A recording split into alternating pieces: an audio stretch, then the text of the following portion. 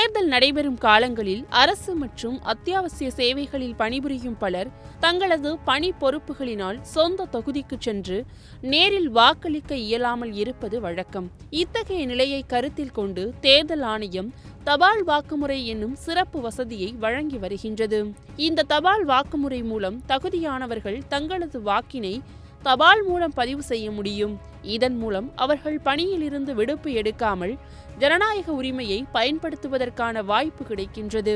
இந்த நிலையில் 2026ஆம் ஆண்டு நடைபெற உள்ள தமிழ்நாடு சட்டமன்ற தேர்தலை முன்னிட்டு இந்த தபால் வாக்கு வசதியின் பரப்பளவை விரிவுபடுத்த தேர்தல் ஆணையம் முடிவு செய்துள்ளது. அதன்படி இதுவரை இந்த வசதியில் சேர்க்கப்படாத மேலும் 5 முக்கிய துறைகள் இதில் இணைக்கப்பட்டுள்ளன. புதிதாக சேர்க்கப்பட்ட துறைகள் போக்குவரத்து துறை, மின்சாரத்துறை, சிறைத்துறை, தீயணைப்புத்துறை மற்றும் போக்குவரத்து காவல்துறை. இந்த துறைகளில் பணிபுரியும் ஊழியர்களும் இப்பொழுது தபால் வாக்கு முறையின் மூலம் தங்களது வாக்கினை பதிவு செய்ய முடியும். மேலும் தமிழ்நாட்டின் சட்டமன்ற தேர்தல் அடுத்த மாதம் 23ஆம் தேதி நடைபெற உள்ளது. இந்த தேர்தலில் வாக்கு எண்ணிக்கை மே மாதம் 4ஆம் தேதி நடைபெற்று முடிவுகள் அறிவிக்கப்படும். தமிழ்நாட்டுடன் சேர்த்து மேலும் 4 மாநிலங்களுக்கும் புதுச்சேரி யூனியன் பிரதேசத்திற்கும் அதே காலகட்டத்தில் தேர்தல்கள் நடைபெற உள்ளன என்பது குறிப்பிடத்தக்கது.